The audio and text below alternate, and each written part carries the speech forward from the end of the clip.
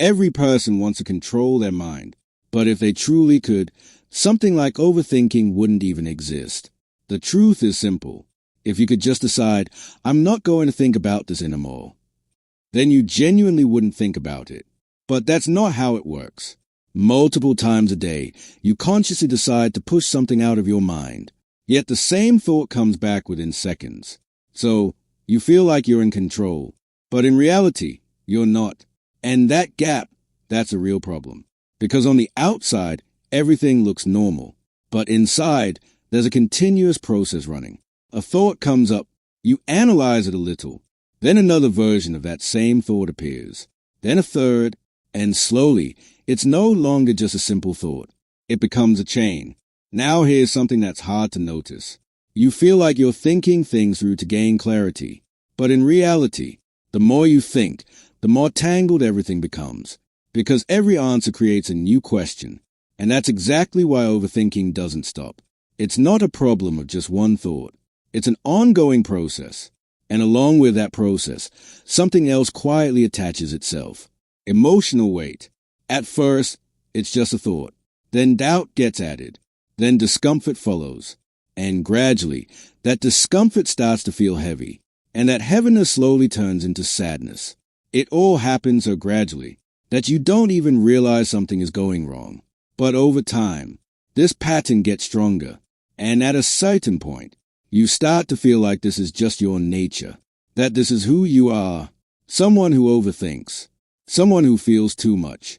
But this is where the biggest mistake happens, because what you're experiencing is not who you are. It's a pattern, repeating itself again and again, and until you can clearly see that, this pattern remains invisible, and you can't control what you can't see. This is where the entire game begins, because until you understand what's actually happening inside you, you'll keep trying to fix something that isn't even the real problem. And that's why, the more you try to control it, the more it slips out of your hands. Now, the real question isn't, why am I overthinking? The real question is, how is this process running? And why do I keep getting trapped in it?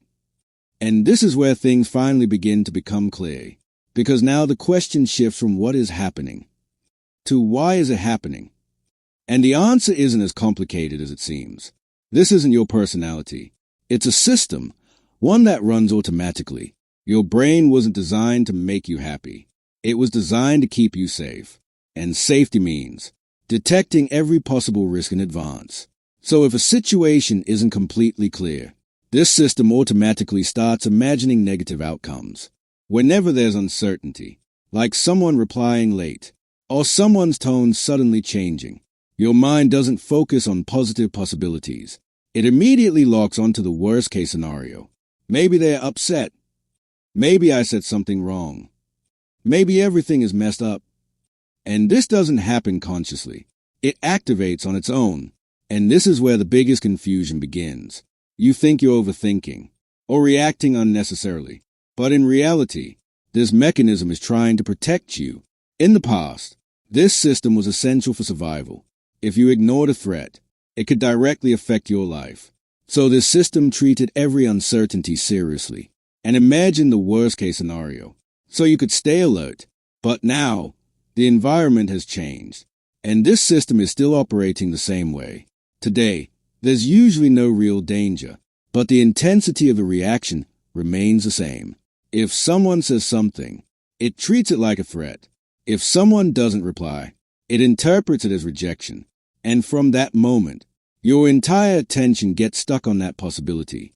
Now here's another thing that's hard to notice. You feel like you're trying to understand the situation, but in reality, your focus keeps getting pulled back to wherever there's uncertainty or risk. Because according to this system, if you ignore it, you will be unprepared. So it keeps showing you the same thought again and again, from slightly different angles, with more detail, in a more intense way, and you feel like you're in control, like you're the one thinking. But gradually, control has already slipped out of your hands. The more you think, the more this system feeds you new doubts. Every answer brings a new question. Every moment of clarity creates new confusion. And that's why this process never stops. It's not running because of one thought. It's running because of the entire system. And until you see this clearly, you keep thinking that you are the problem. You start believing that you're weak, or that you just can't handle things. But the truth is simple. This is not your fault, but understanding it and getting out of it, that is your responsibility. And this is where, for the first time, real control actually begins to come back to you. And this is where the real problem begins. Because now it's no longer just about thinking. It becomes a cycle, one that runs on its own. The beginning is always small. A simple thought appears. Was what I said right or not? That's it. But this is where the chain starts. You analyze that thought a little. Then another related thought appears. Maybe I shouldn't have said that. Then a third. What must they be thinking about me now? And slowly, you start creating multiple versions of the same situation. Now here's something important. You feel like you're searching for clarity, but in reality, you're increasing confusion. Because the more possibilities you create, the more uncertainty grows. And as uncertainty increases, this process pushes you to think even more. So it becomes, you think doubt increases, you think more. And that's how the cycle forms. Now, this process isn't linear. It keeps pulling you back to where it all started. But this time, there's a difference. You now have even more doubts. And that's exactly what traps you. Now here comes the most dangerous illusion. You feel like if you think just a little more, you'll finally get the answer. That once you achieve clarity, everything will be fine. But that clarity never comes. Because every answer is temporary. And right after it, a new question appears. And that's why this process never stops. Now, slowly, another shift begins. Your focus moves away from the outside world and turns completely inward. You're no longer observing the situation. You're only observing your thoughts. And the more attention you give your thoughts, the stronger they become. Because attention is their fuel. The thought you focus on keeps coming back. And what keeps coming back starts to feel more real. Now imagine this. You think about the same thing multiple times a day. Then it repeats again at night. Then the same pattern continues the next day. Gradually, it becomes a habit. And the most dangerous part is, it starts to feel normal. You begin to think, this is just how I am. I always overthink. My mind never calms down. And slowly, you start defining yourself with that label. And once something becomes your identity, it becomes even harder to break. But the truth is still the same. This is not who you are. This is a trained pattern, repeating itself again and again. And until this cycle becomes clearly visible, getting out of it is not possible. Because you keep trying to solve the very thing that is creating the problem itself. And that's why, the more you try to control it without understanding it, the stronger it becomes. And slowly, you begin to lose yourself within it. And gradually, this process starts creating another layer, one that isn't as obvious at first. This layer is emotional weight. At the beginning, it's very light. You just feel slightly uncomfortable, a little doubt, a little restlessness, something you can't fully explain, but also can't ignore. But as this thinking cycle repeats, that feeling starts to deepen. Now it's no longer limited to thoughts. You begin to feel it in your body, a slight pressure in your chest, a heaviness in your head, difficulty focusing on anything. And the strangest part is, you don't even know the exact reason. Everything looks normal on the outside, but inside, there's a constant heaviness. And this is the point where most people get confused. They feel like this sadness is sudden, or coming out of nowhere. But that's not the truth. It's not sudden. It has been building gradually. Every time you repeated the same thought, every time you held on to doubt, every time you tried to resolve uncertainty, you made that feeling a little stronger. Because every thought is connected to an emotion. And when a thought repeats, the emotion repeats too. And what repeats becomes stable. Now here's another subtle shift. Your mind slowly sets a baseline, a default emotional state. Earlier, you used to feel normal and occasionally sad. But now, you feel slightly sad almost all the time. And whenever something good happens, your mood improves for a while. But after some time, that same feeling returns. Because the baseline has changed. That's why people often say, Nothing feels enjoyable anymore. Happiness doesn't last. Everything feels temporary. This isn't because something is wrong with life. It's because your internal system has shifted. Now here's a very subtle trap. You start believing that if external things change, you'll feel better. If this problem gets solved. If that situation improves. If I achieve this. But the reality is, even when those things happen, the feeling doesn't last long. Because the issue isn't outside. The issue is in the internal pattern. And until that pattern changes, the feeling remains the same. Now, gradually, this sadness is no longer just a feeling. It becomes a background. You're doing your work, talking to people, but somewhere inside, there's always a slight heaviness. And this is the stage where a person stops understanding themselves. They start thinking that maybe they are the problem, or that something is wrong with them. But the truth is still the same. This is not you. This is an emotional pattern that has been built over time. And if it can be built, it can also be changed. But before that, you need to understand how it is being created. Because until the root is clear, the solution won't be clear either. And this is where things begin to open up on an entirely new level. Fire. And this is where the biggest mistake happens. Because after this entire process, a person comes to a conclusion. That's just how I am. I'm an overthinker. I feel too much. My mind never calms down. And slowly, this is no longer just a feeling. It becomes an identity. Now, the problem is no longer that you think too much. The problem is that you start believing that this is who you are. And the moment something becomes your identity, it becomes much harder to change. Because now you're not just experiencing it. You're also defending it. If someone tells you, don't overthink so much, you feel irritated. Because deep down, you've already accepted, this is just how I am. And this is the point where the loop becomes the strongest. But there's something very important to understand here. What you're feeling is not who you are. This line may sound simple, but its meaning is very deep. You can feel sadness, but you are not sadness. You can feel anxiety, but you are not anxiety. You can experience overthinking, but you are not an overthinker. This difference may seem small, but it completely changes the direction. Because when you say, I am sad, you merge with that feeling. But when you say, I'm feeling sadness, you're observing that feeling. And to observe something means you are outside of it. Now a subtle shift begins. Earlier, you were trapped inside your thoughts and emotions. Now you begin to see them from the outside. Before, a thought would come, and you would get carried away with it. Now, a thought comes, and you notice it. This small difference changes the entire control system. Because what you can see, you can understand. And what you can understand, you can change. But what you identify with, you cannot control. Now imagine this. A thought appears. Maybe I said something wrong. Earlier, what happened? You would attach yourself to that thought, and the whole cycle would begin. But now, the same thought appears, and you simply see it. Okay, this is a thought. That's it. You don't hold on to it. You don't push it away. You just observe it. And this is where the biggest shift happens. Because now the thought begins to lose its intensity. Why? Because it's no longer getting fuel. Earlier, you were giving it attention. Now you're giving it space.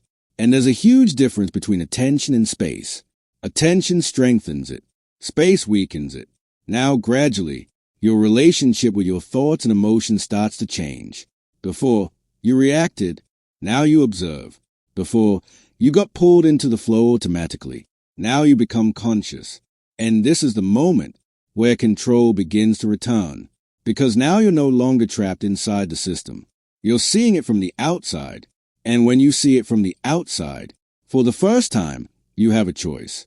You can decide which thoughts to engage with and which ones to let go. And this is where the entire game changes. And this is where, for the first time, one thing becomes possible. Control. But this control doesn't come from force. It comes from awareness. Because until you can see what's happening inside, you will keep reacting. And there is never any control in reaction. Now there's a simple distinction to understand. Reacting and observing are two completely different things. When you react, you get pulled into the flow automatically. When you observe, you pause, and you see. Earlier, what used to happen? A thought would arise, and you would get carried away with it, without noticing, without questioning. But now, the same thought arises, and you can see it as it comes. This is where awareness begins. It's not a complicated technique. It's just a shift of attention.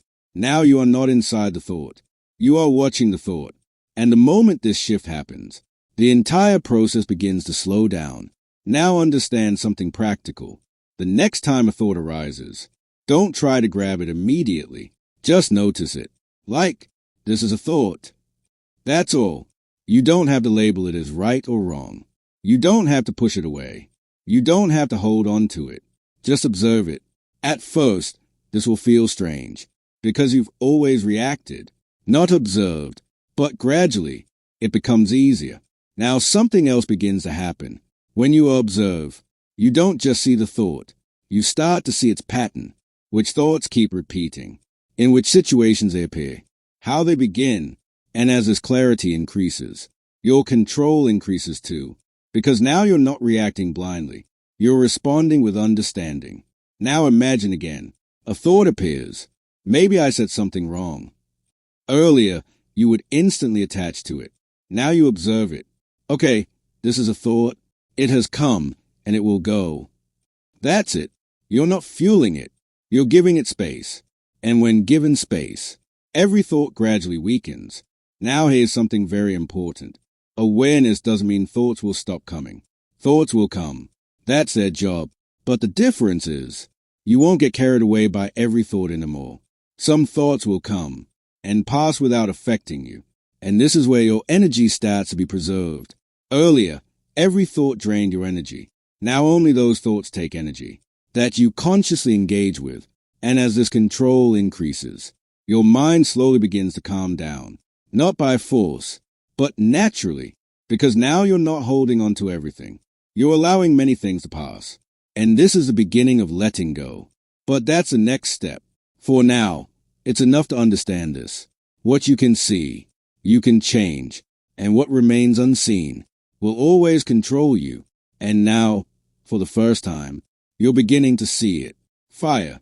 And now, when you begin to see what's actually happening inside, another thing slowly starts to become clear. Not every situation is a problem by itself. The problem lies in the meaning you assign to it. The same event can become a completely different experience for two people. Someone replies late. One person thinks, maybe they are busy. Another thinks, maybe they're ignoring me. The event is the same, but the feeling is completely different. And this difference doesn't come from external reality. It comes from your perspective. Now something becomes very clear. Your mind doesn't see situations as neutral. It immediately assigns a meaning. And most of the time, that meaning leans toward the negative side, because according to it, ignoring the worst possibility is risky. So it chooses a safe option, assuming a negative outcome. But this is where the problem begins. You start treating that meaning as a fact. They didn't reply, so they must be ignoring me. They said that, so I must be wrong. And this is where unnecessary emotions are created.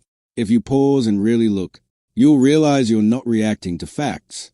You're reacting to the meaning your mind created. And that meaning isn't always accurate. Sometimes it's based on incomplete information, sometimes on assumptions, and sometimes on past experiences. Now imagine this. If you view every situation through the same lens, you'll keep getting the same results. And that's why some people repeat the same emotional patterns again and again, because the event changes, but their perspective doesn't. Now here comes a simple but powerful shift. Whenever a situation arises, ask yourself one question. Is what I'm thinking a fact, or just a meaning created by my mind? That's it. It's a small question, but it pulls you out of automatic reaction. Now you don't immediately believe. You check, and the moment you check, you start seeing alternative possibilities. Maybe they are busy. Maybe they didn't get the time. Maybe this isn't even that big of an issue. Now, the goal isn't to always think positively. The goal is to not get stuck in one negative conclusion. because reality is rarely extreme. Gradually, your mind becomes more flexible. Earlier, one fixed conclusion would take over. Now multiple possibilities start to appear. And as possibilities increase, emotional intensity begins to decrease because you're no longer trapped in one meaning. Now you can choose which interpretation to hold on to and which one to let go.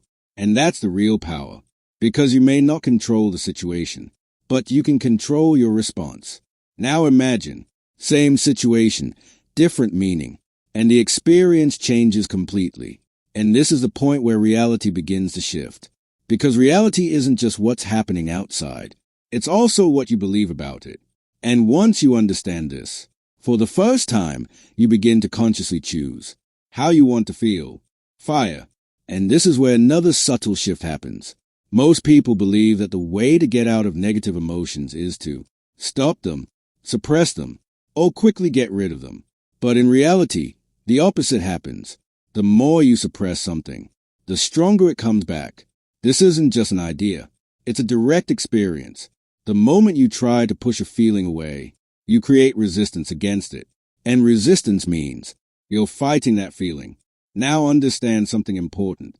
Whenever there's a fight, your attention goes there, and whatever you give attention to becomes stronger. So unknowingly, you're fueling the very feeling you're trying to escape. People often make this mistake. I shouldn't feel sad. I shouldn't feel this. But this very thinking makes the feeling even deeper, because you're not letting it go. You're holding on to it, just in a different way. This is where the approach needs to change.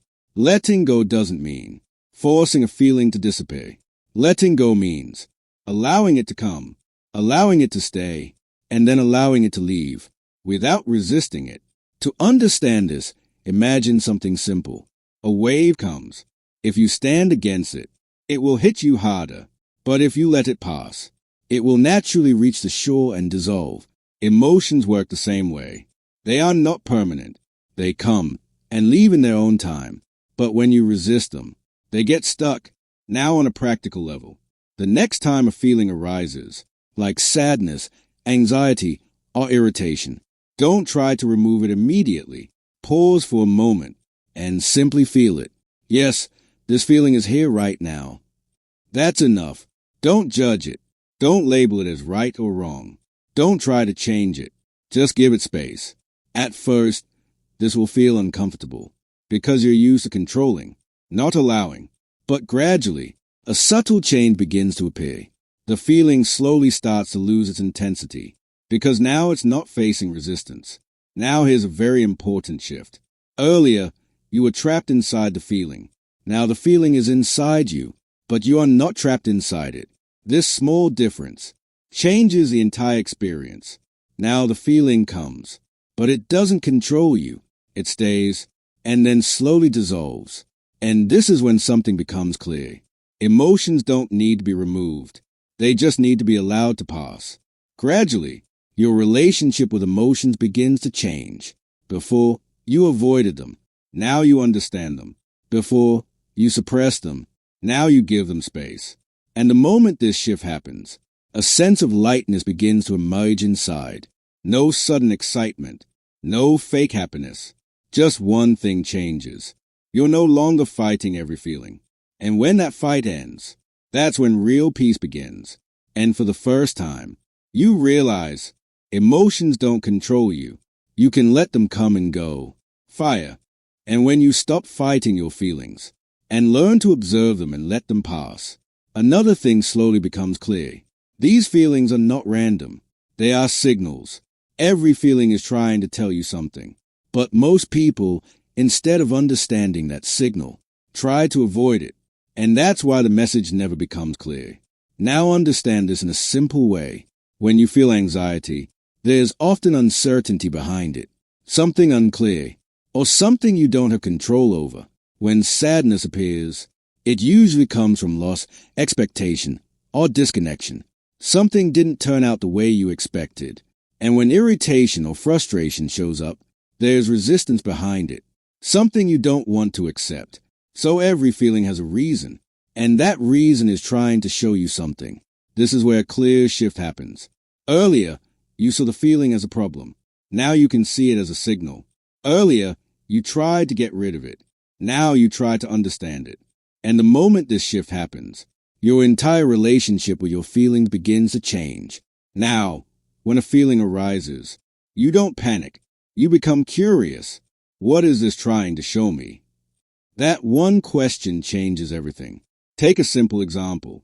If you keep feeling anxiety in a certain situation, earlier, you tried to avoid that feeling, but now you pause and ask, what exactly here is making me uncomfortable? And gradually, clarity begins to emerge. Maybe you're avoiding something. Maybe you're expecting too much. Or maybe you're trying to control something that isn't even in your control. And the moment that clarity appears, the feeling has done its job. Now it doesn't need to stay. That's why the feelings you understand don't last very long. But the feelings you keep ignoring, are suppressing again and again, keep coming back because their message is still unclear. Now there's another important thing to understand. Not every feeling is meant to trigger action. Sometimes it's only there to show you what's going on inside. And this difference matters because if you react to every feeling, you'll become unstable. But if you understand every feeling, you'll become clear. Now gradually, something else becomes visible. These signals are not confusing you. They are guiding you. They are showing you where you're stuck, where you're resisting, and where you need to change. And the moment you start seeing it this way, life begins to feel different. Now feelings are no longer problems. They become information. And the clearer the information, the clearer your decisions. And when decisions are clear, your direction becomes clear. And this is where, for the first time, you stop reacting and start consciously choosing your direction.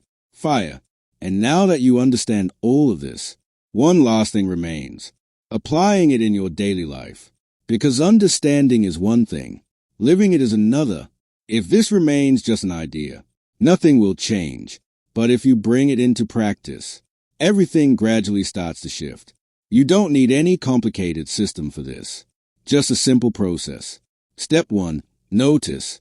Pause multiple times throughout the day and see what's going on inside you. Is a thought repeating? Is a feeling coming back again and again? Just notice it. Step 2. Label. This is anxiety. This is doubt. This is sadness. That's it. This small step automatically creates a little distance between you and the feeling. Step 3. Check. Is this a fact or just a meaning created by my mind? This question protects you from unnecessary reactions. Step 4. Allow. Whatever the feeling is, let it come. Don't stop it.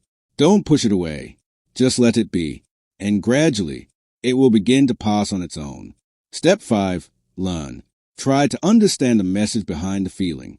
What is it showing you? Where are you stuck? Just observe that. If you follow this simple process, something slowly begins to change. Your relationship with your mind. Earlier, you were trapped inside it. Now you're observing it. Earlier, it controlled you. Now you understand it.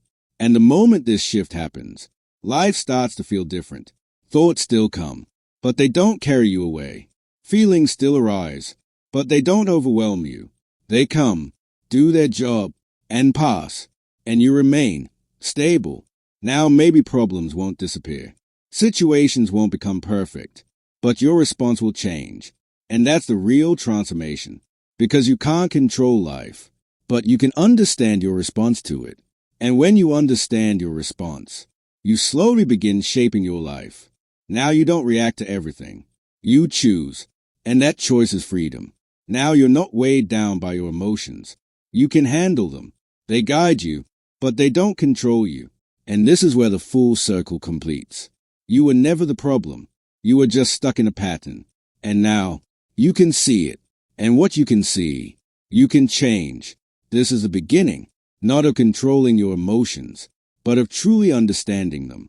And if you've made it this far, one thing is clear. You want to change. Now it's up to you, whether this remains just a video, or you actually apply it. If you found this understanding valuable, don't keep it to yourself. Because almost everyone is stuck in this cycle. They just can't see it. Liking this video isn't just support. It's a signal that this kind of content matters. And if you want more clear and practical insights like this, subscribe to the channel. And in the comments, write this one word, pattern, so you remind yourself, you are not the problem. You're simply breaking out of a pattern. And maybe this small step can change your entire direction.